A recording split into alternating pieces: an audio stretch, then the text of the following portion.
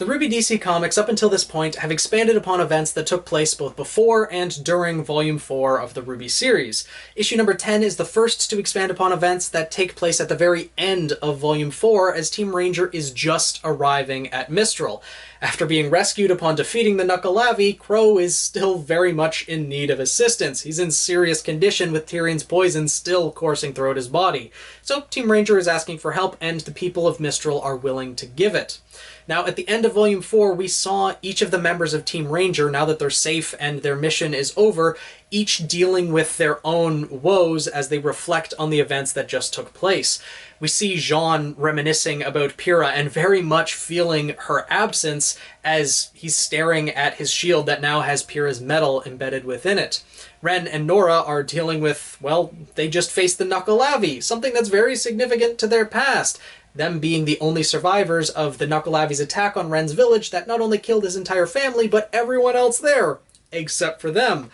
So they're going through a lot, and we see that Ren and Nora go to Jaune, and they're all kind of comforting each other as the members of Team Juniper, as a close-knit family, something that they formed at their time at Beacon Academy, but RWBY didn't have that close of a bond with them. They're very good friends, sure, but they don't have the same level of connection. And we never really saw what RWBY was going through at that time, what she was feeling at the end of Volume 4.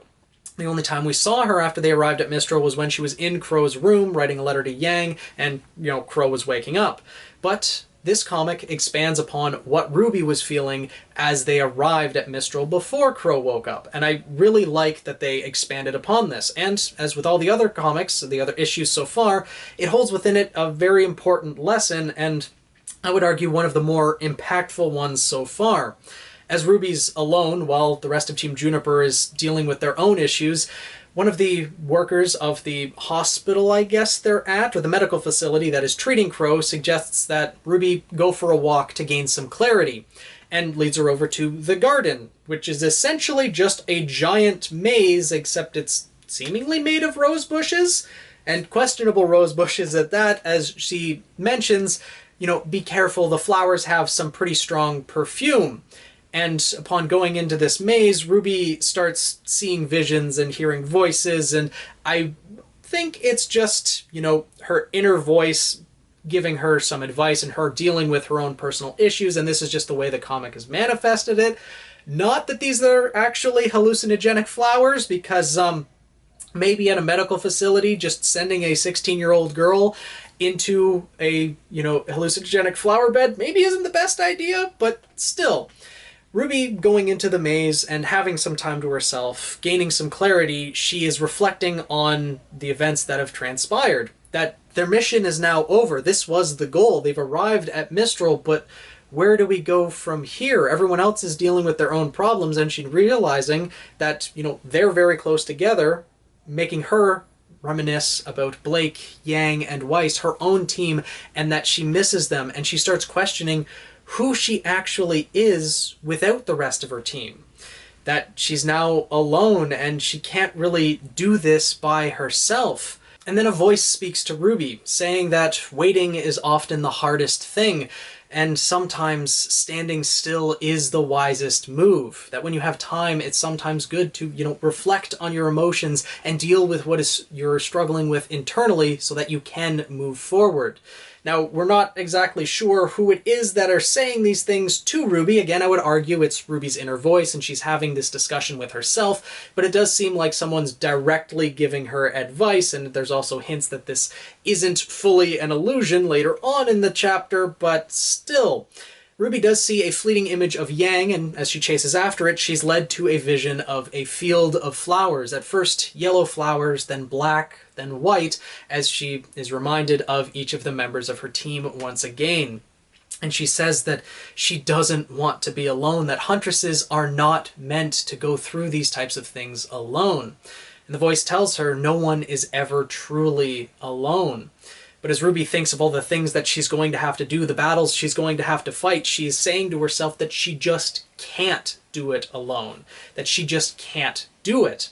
And the voice reminds her of something very important that is important to, I would argue, all of us, that what we can do and who we are two very different things. something that I think a lot of people, especially in today's world with the influence of social media and things like that, seeing other people make these great achievements and then comparing, well, people can't help but compare other people to themselves, etc., that what you can accomplish, what we can accomplish, is very different from who we are, what our values are, and how we move throughout life. This is something so important that I'm glad that they included in this comic. And the voice wants RWBY to know a few things before she moves forward and offers up some kind of cryptic advice almost. I'm interested to know what your interpretation of each of these are, but failure is not a failing. Do not mistake what yields for what is weak. Fire is no one's friend. Cinder. And the dead are not always gone. Those four things are what she offers to RWBY, and RWBY's counter to this is, well, one of them is self-contradictory. Probably the failure is not a failing. Two of them are just untrue. My guess, by process of elimination, the dead are not always gone, and fire is no one's friend, though some of them, you know, it's open to interpretation, I would guess. And the last one, RWBY comments, is just something that you probably shouldn't follow if you're like an engineer working on bridge building and needing structural integrity, which I'm guessing is do not mistake what yields for what is weak.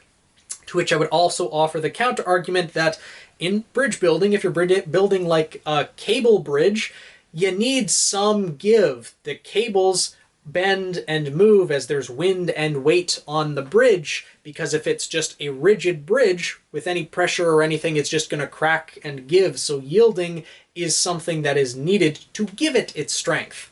Also, you know, fire is no one's friend. That's kind of implying cinder to me.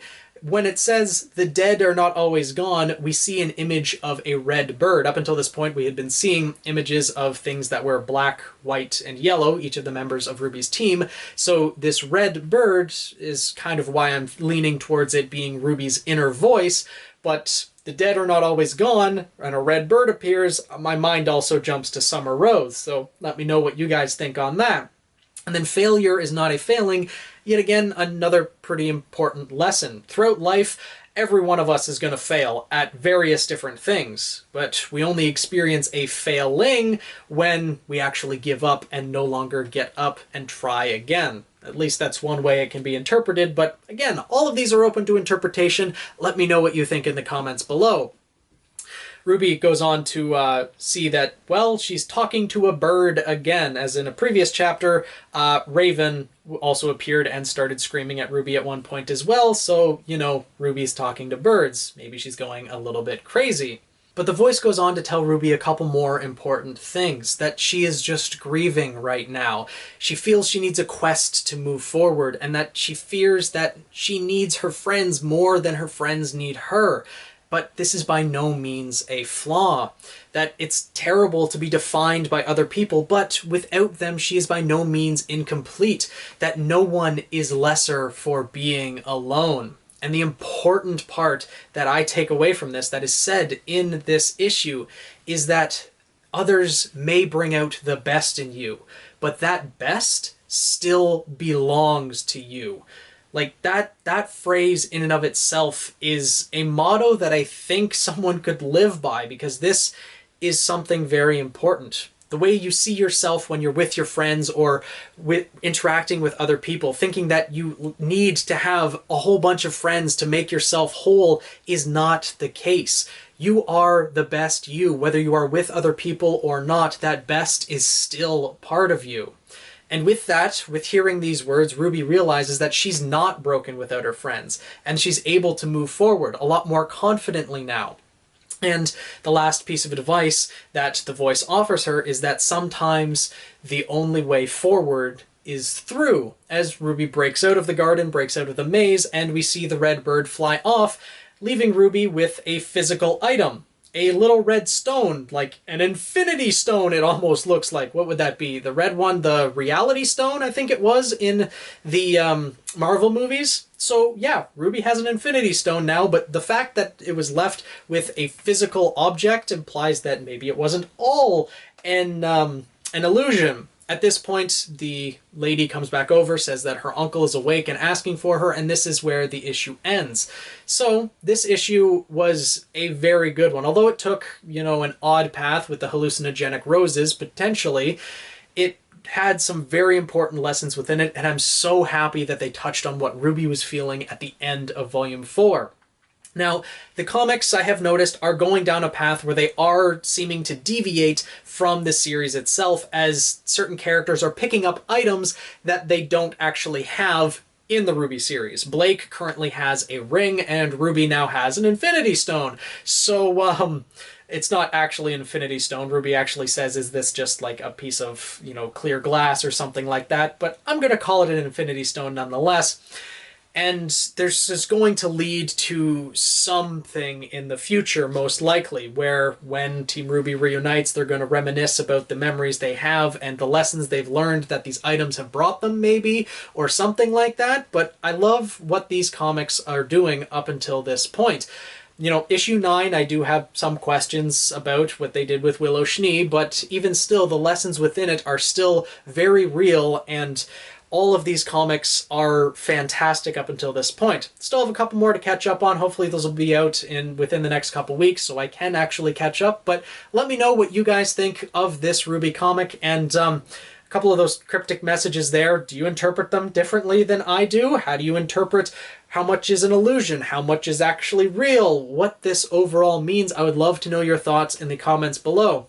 Hopefully you guys enjoyed this video, and if you did and want to see some more RWBY content, make sure to hit that subscribe button, tweet me at PhoenixKnight7, and I'll see you guys in the next video.